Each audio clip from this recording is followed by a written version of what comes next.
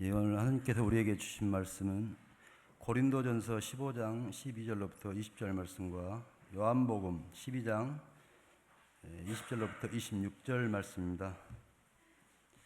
그리스도께서 죽은 자 가운데서 다시 살아나셨다 전파되었거늘 너희 중에서 어떤 사람들은 어찌하여 죽은 자 가운데서 부활이 없다 하느냐. 만일 죽은 자의 부활이 없으면 그리스도도 다시 살아나지 못하셨으리라. 그리스도께서 만일 다시 살아나지 못하셨으면 우리가 전파하는 것도 헛것이요 또 너희 믿음도 헛것이며 또 우리가 하나님의 거짓 증인으로 발견되리니 우리가 하나님이 그리스도를 다시 살리셨다고 증언하였습니다. 만일 죽은 자가 다시 살아나는 일이 없으면 하나님이 그리스도를 다시 살리지 아니하셨으리라. 만일 죽은 자가 다시 살아난 일이 없으면 그리스도도 다시 살아나신 일이 없을 터이요 그리스도께서 다시 살아나신 일이 없으면 너희 믿음도 헛되고 너희가 여전히 죄 가운데 있을 것이요 또한 그리스도 안에서 잠자는 자도 망하였으리니 만일 그리스도 안에서 우리가 바라는 것이 다만 이 세상의 삶뿐이면 모든 사람 가운데 우리가 더욱 불쌍한 자이리라. 그러나 이제 그리스도께서 죽은 자 가운데서 다시 살아나사 잠자는 자들의 첫 열매가 되셨도다. 다음은 요한복음입니다. 명절에 예배하러 올라온 사람 중에 헬라인 몇이 있었는데 그들이 갈릴리 벳세다 사람 빌립에게 가서 청하여 이르되 선생이여 우리가 예수를 배우고자 하나이다 하니 빌립이 안드레에게 가서 말하고 안드레와 빌립이 예수께 가서 여쭈니 예수께서 대답하여 이르시되 인자가 영광을 얻을 때가 왔도다. 내가 진실로 너희에게 이르노니 한 알의 밀이 땅에 떨어져 죽지 아니하면 한 알 그대로 있고 죽으면 많은 열매를 맺느니라. 자기의 생명을 사랑하는 자는 잃어버릴 것이요 이 세상에서 자기의 생명을 미워하는 자는 영생하도록 보존하리라. 사람이 나를 섬기려면 나를 따르라. 나 있는 곳에 나를 섬기는 자도 거기 있으리니 사람이 나를 섬기면 내 아버지께서 그를 귀히 여기시리라. 아멘. 고맙습니다. 우리 같이 기도하시죠. 사랑의 주 여호와 하나님 감사합니다. 주님 예수 그리스도 부활하신 귀한 주일에 저희들 주님의 전에 나와서 기쁨의 찬미 드리고 하나님께 영광의 예배 드립니다.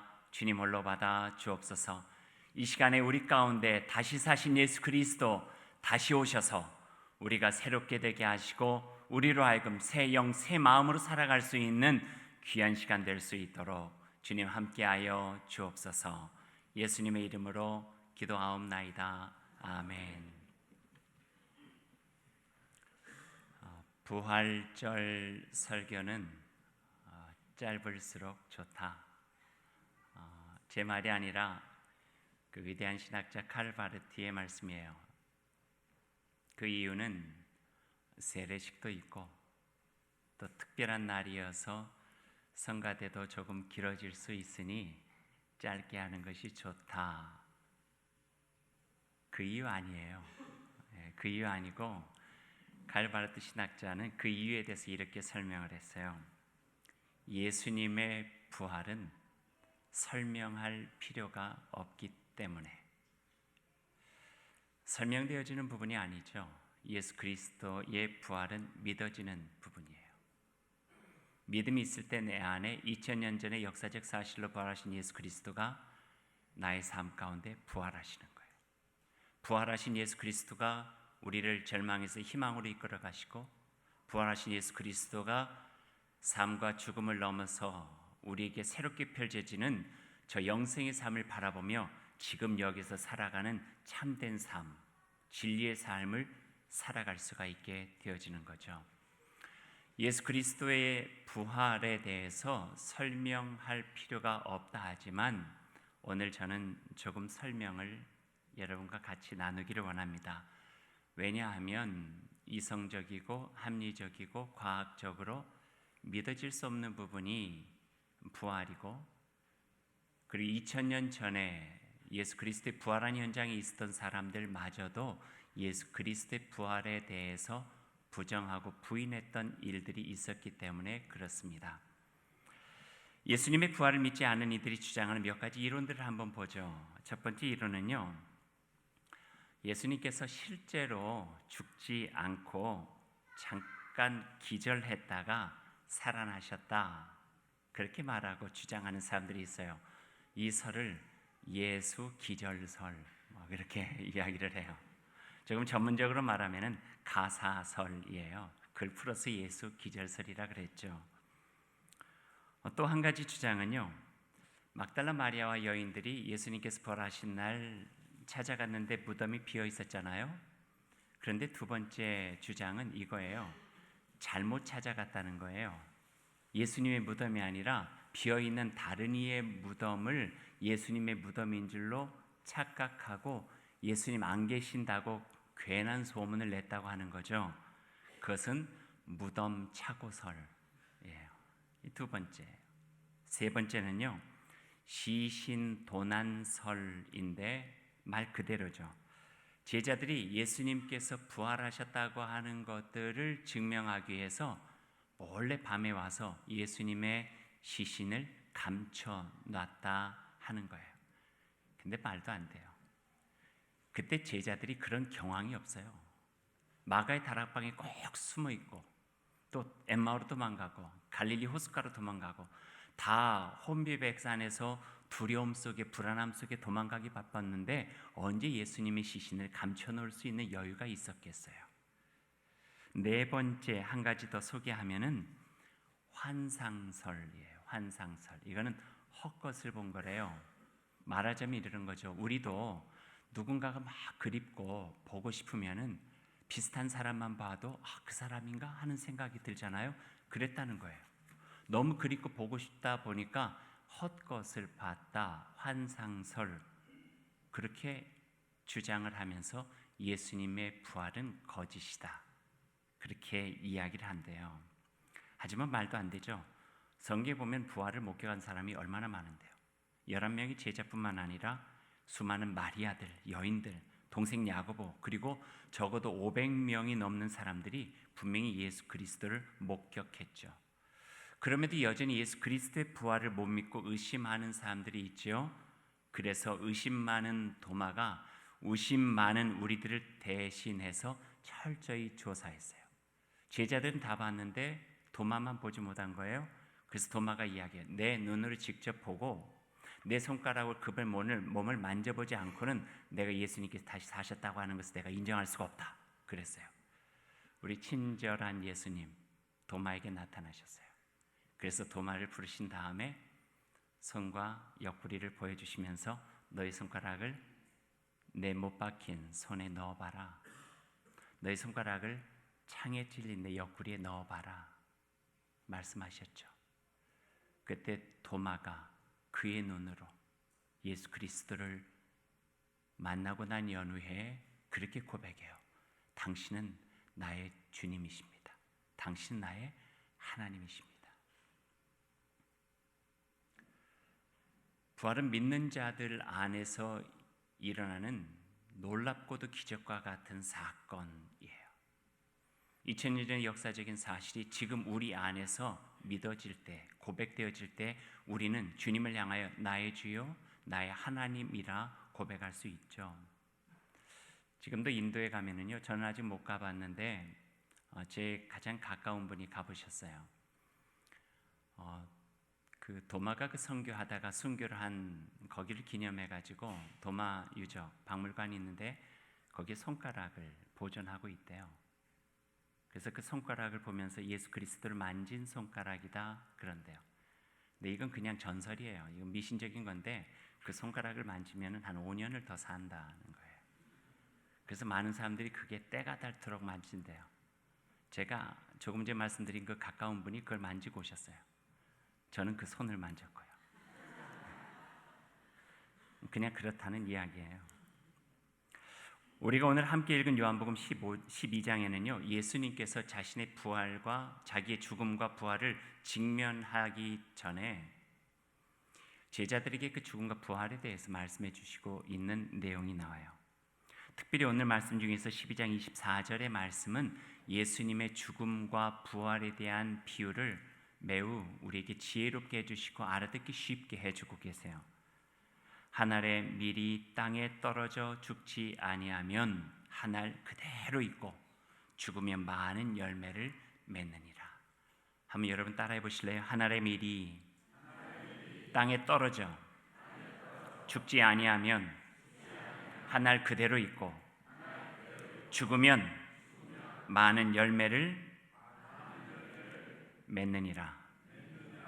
여기서 밀알 하나는요, 땅에 떨어진 밀알 하나는 예수님 자신을 비유하고 계세요. 십자가의 고난의 길을 가시기 전에 십자가의 길을 걸어가야 부활하실 수 있잖아요. 부활은 죽은 자에게 이루어지는 하나님의 놀라우신 은총이에요. 세상을 창조하신 창조주 여호와 하나님께서 베푸시는 그 사랑의 기적이 죽은 자를 살리시는 거예요. 한 알의 밀이 땅에 떨어져 죽어야지만 많은 열매를 맺을 수 있어요. 죽지 아니하면 한 알 그대로 있다는 거예요.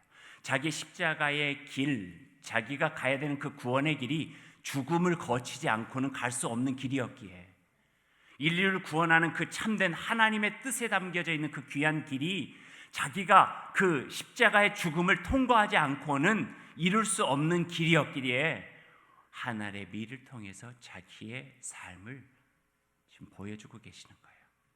한 알의 밀이 땅에 떨어져 철저히 죽어야지만 거기서는 30배, 60배, 100배의 많은 열매를 맺을 수가 있다. 허나 그대로 있으면 아무런 열매도 맺지 못한다. 이와 같은 말씀을 하시면서 한 알의 밀알이 되어 땅에 묻히는 길, 그것을 받아들이고 십자가를 향하여 예수님께서는 걸어가셨습니다. 오늘 세례 입교식을 했죠. 세례 입교식은요, 죽음과 부활을 뜻해요. 원래의 세례식은 지금은 약식 세례예요. 물을 담가서 머리에 뿌리는 것은요, 약식 세례예요. 이전에 예수님도 그렇게 하셨고 또 어떤 교단에서는 완전히 물속에 들어가는, 완전히 물속에 잠기는 침례를 해요. 그게 어떻게 보면은 원래적인, 원형적인 세례라고 표현할 수도 있죠. 제가 20년 전쯤에 캐나다에 가서 공부를 하게 됐어요. 공부를 할 때 제가 다녔던 학교가 그 침례교적 배경을 가지고 있는 학교여서 그런지 강단이 참 새롭게 생겼어요. 그 전에는 한 번도 보지도 못했고 여기서도 볼 수 없는 강단인데, 그 강단, 채플실 예배실의 강단이요, 때가 되어지면은 스위치를 누르면은 쫙 열려요. 열리면 양쪽에서 계단으로 이렇게 내려가고 밑에는 바닥이 이렇게 되어져 있고 거기다 물을 채우면요, 사람의 한 배 정도 찰 수 있는 그런 물, 조금 높을까요? 이 정도 찰 수 있는 물이 거기에 가득하게 돼요. 그 물속에 들어가서 세례를 베푸니는 기다리고 있고요, 한쪽에서 인도를 받은 사람이 한 계단 한 계단 걸어 내려오죠. 발목에 잠기고 무릎에 잠기고 배에 잠기고 왔을 때 세례를 베푸니까 그의 머리 위에다 손을 올리고 성부와 성자와 성령의 이름으로 세례를 줍니다 하면서 물속으로 깊게 잠기게 되는 거예요. 자기의 힘으로는 나올 수 없도록, 그리고 손을 이끌어서 옆에서 물속에서 건져주죠. 이게 죽음이에요. 그리고 세례를 통해서 다시 물 위로 나오게 되는 것은 부활이에요. 예수 그리스도의 이름으로 죽고 예수 그리스도의 이름으로 다시 살아나는 거죠. 물속에 잠기면서 이제는 내가 살아왔던 지난날의 모습들이 예수 그리스도의 크신 은혜와 그 사랑 가운데, 주님의 뜻 가운데서 죽습니다. 나의 이기적인 마음도 죽습니다. 나의 욕심도 죽습니다. 내 뜻대로 살아왔던 나만의 삶도 이제 죽습니다. 이제 나를 건져주시고 새롭게 하신 예수 그리스도 그분의 이름으로 내가 살아가게 될 것입니다. 이제 나에게 과거적인 삶이 아니라 주님 예수 그리스도로 인해서 새롭게 시작되어지는 새로운 삶이 내 앞에 펼쳐집니다 하는 고백으로 물 속에서 나오는 거예요. 마치 오늘 요한복음 10장에 있는 말씀처럼 한 알의 밀이 흙 속에 완전히 심겨져서 그 속에서 혼자 남으려고 발버둥을 치는 것이 아니라 껍질도 다 썩고 속에 있는 내용물도 다 썩어 거기에서도 그 하나님께 주신 창조의 생명력 하나가 흙을 뚫고 일어나서 새싹이 되어지고 새싹이 많은 열매를 맺어진 것과 같이 나는 보잘것없지만, 나는 아무것도 아니지만 예수 그리스도 그분의 생명이 내 안에 있으면 내가 죽고 다시 일어났을 때에는 이제는 나의 삶이 아니라 나를 통해서 역사해 가시는 하나님의 은혜로 많은 열매를 맺을 수 있다고 하는 신앙적 고백이 바로 세례의 사건 속에 담겨져 있는 거예요. 그래서 세례는요, 사건이에요. 믿음의 여정 속에 이제는 내가 아니라 내 안에 살아가신 예수 그리스도로 다시 살게 되어지는 사건이에요. 이전과 이후로 나뉘어질 수 있는 사건, 그것이 바로 세례예요. 그 세례를 우리는 예수 그리스도의 한 알의 밀알처럼 십자가로 다가가 죽음을 당하시고 완전한 죽음 속에 빈 무덤만 남겨놓고 사망을 이겨내고 부활하신 그 역사적인 것을 우리의 몸으로 받아들고 삶으로 받아들여 고백하고, 이제는 내가 아니라 내 안에 가장 소중한 분으로 오셨고 나의 삶을 인도해 주시는 주님 예수 그리스도 그분으로 내가 함께 살아간다고 하는 고백의 사건이 바로 세례의 사건이 되는 것이죠. 고린도서 15장에는 이렇게 표현하고 있어요. 죽은 사람들의 부활도 이와 같습니다. 썩을 것으로 심는데 썩지 않을 것으로 살아납니다. 비천한 것으로 심는데 영광스러운 것으로 살아납니다. 약한 것으로 심는데 강한 것으로 살아납니다. 자연적인 몸으로 심는데 신령한 몸으로 살아납니다. 자연적인 몸이 있으면 신령한 몸도 여기 있습니다. 여기에 부활 신앙의 신비가 있습니다. 밀알이 별거 아닌 것처럼 보여도 예수 그리스도와 하나님의 놀라운 창조의 생명이 그 안에 있으면 많은 열매를 맺을 수 있는 것처럼, 우리도 보잘것없는 것처럼 아무것도 아닌 것처럼 별거 아닌 것처럼 보일지 모르지만 우리를 소중히 여기신 예수 그리스도 그 부활의 사건이 내 안에 들어올 때 우린 이 땅에서 하나님의 영광을 위해서 많은 열매를 맺으며 살아갈 수 있는 귀한 은혜를 경험할 수 있게 되어집니다. 요한복음 12장 24절이 예수 그리스도에 대한 비유고 세례 사건과 같이 연결되어진다면 세례를 통해서 예수 그리스도가 우리 안에 들어옴으로 인하여서 삶이 새롭게 바뀌어지는 것이 하나가 있죠. 한 알의 밀이 땅에 떨어져 죽으면, 죽지 않으면 사람의 관심은 죽냐 죽지 않냐에 있어요.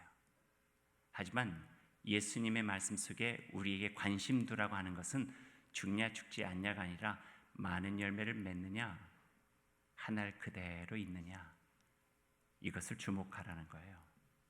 많은 열매를 맺을 수 있으면은 죽을 수 있다는 거죠. 이게 믿음이에요. 이게 부활신앙이에요. 우리가 우리의 개인적인 삶이 아니라 그 누군가를 위해서 유익한 삶을 살아갈 수 있는 것, 부활신앙이에요. 왜냐하면 손해가 되는 것 같지만 그것을 통하여 유익을 줄 수 있다고 하는 믿음이 있기 때문에 그래요. 나의 손해와 나의 희생과 나의 헌신과 내가 세상을 위해서, 가정을 위해서, 또는 이웃을 위해서, 교회를 위해서, 또는 선한 것을 위해서, 하나님의 진리를 위해서, 하나님의 뜻을 위해서 내 자신의 수고와 땀을 흘리면서 나를 희생해가면서 봉사할 수 있는 것은 부활신앙이 없이는 가능하지 않은 거예요. 왜냐하면 내가 죽는 것 같으면 못하죠. 하지만 많은 열매를 맺을 수 있는 길이라면 죽을 수 있는 용기가 있는 거예요. 왜냐하면 죽을 수 있는 용기 끝에 부활하신 예수 그리스도가 나와 함께 부활하신다고 하는 참된 고백이 바로 그 안에, 그 부활신앙 속에 담겨져 있기 때문에 그런 거죠. 이제 말씀을 마무리하죠. 은행 가시죠? 은행 가보셨나요? 저도 가끔 은행 갈 일들이 있어요. 은행 가면 제일 먼저 하는 일 중에 하나가 어떤 일 하세요? 어떤 일 하세요? 저는 번호표를 뽑는데, 번호표를 뽑고 가만 앉아 있으면은요, 앞에 번호표가 이제 번호가 나타나죠. 그러면은 자기의 번호가 나오면은 이제 가면 되는 거예요. 마찬가지예요. 인생도 태어나면서부터 죽음의 번호표를 우리가 갖고 살아가는 거예요. 제가 장담할 수 있어요. 오늘 여기에 있는 저를 비롯한 모든 분들이 조만간 반드시 죽어요.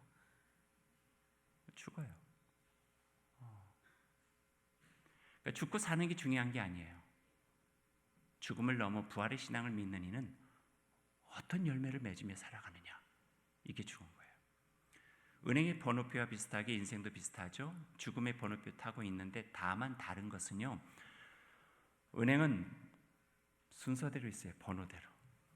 그런데 인생은 오는 순서는 있어도 가는 순서는 없다네요. 빈부 순서 없어요. 노소 순서 없어요.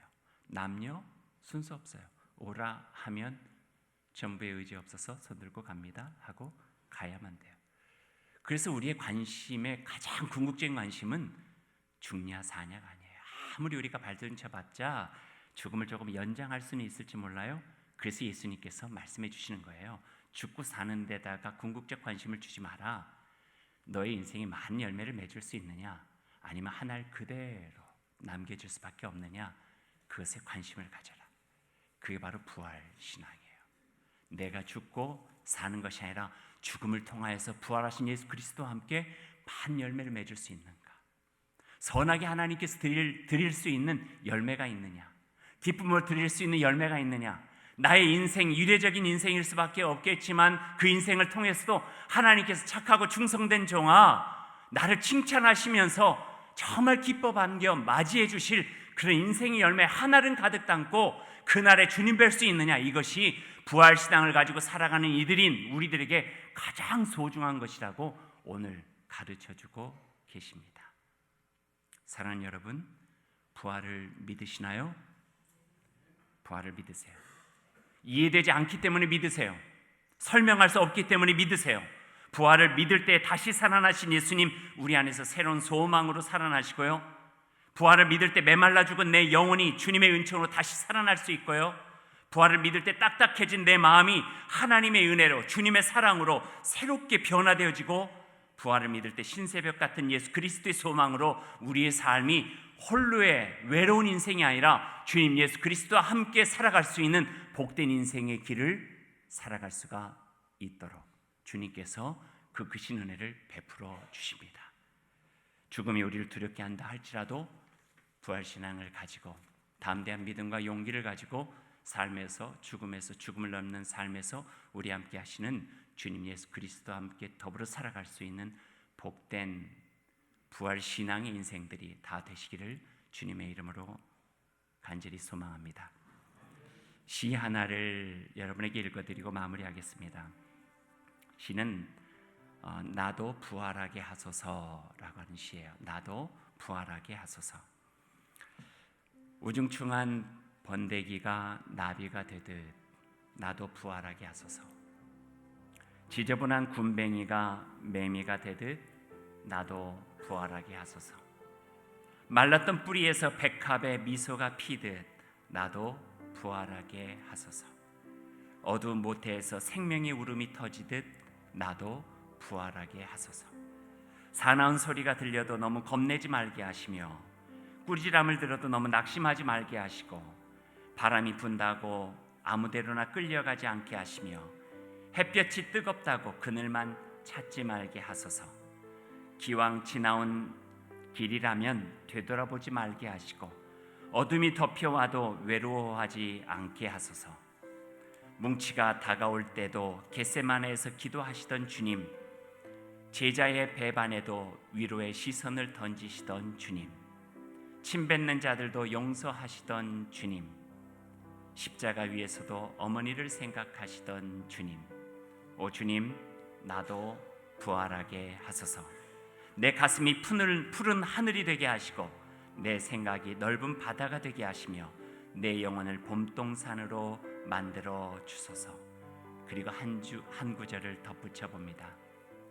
백합 같은 부활 생명의 영혼으로 하나님의 나라 이루게 하소서. 백합 같은 부활 생명의 영원으로 하나님 나라 이루게 하소서. 우리 찬양을 하나 같이 하고 싶은데 여러분 같이 하시겠어요?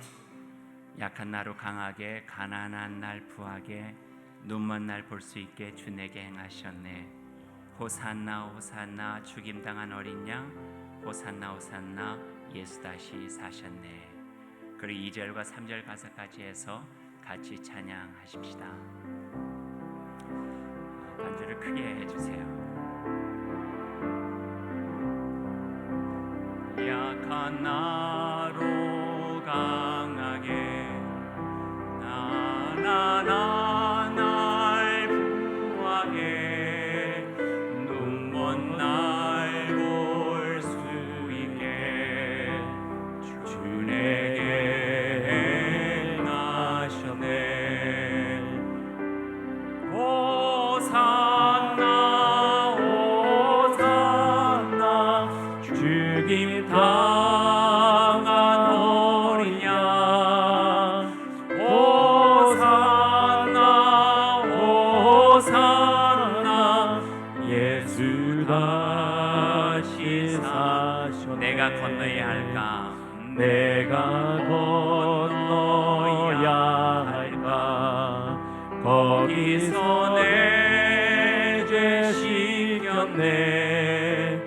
이제 주의 사랑이 나를 향해 흐르네. 깊은 강에서 주가 나를 이끄시셨도다. 구원의 노래 부르리. 예수 자유 주셨네. 호산나 호산나 죽임 당한 어린 양, 호산나 호산나 예수 다시 사셨네. 기도하겠습니다. 사랑의 주님 감사합니다. 부활하신 주님 예수 그리스도의 이 순간 우리 마음속에 맞이하고 그분으로 인하여 죽고 그분으로 인하여 다시 살아 이제는 하나님의 사랑으로 주 예수 그리스도의 은혜로 다시 살게 된 이 삶을 가치 있게, 의미 있게, 복되게, 소중하게, 맑게 살아갈 수 있도록 주님 함께하여 주옵소서. 지날 우리 가운데 있었던 여러 가지 슬픔과 상처들, 지치게 만들었던 모든 일들 하나님 다 뒤로 버리고 이제 주님께서 내 안에 계셔서 새로 살아나셨다고 하는 부활의 참된 믿음을 가지고 온전하게 주님의 백성으로 살아갈 수 있도록 인도하여 주옵소서. 예수님의 이름으로 기도하옵나이다. 아멘.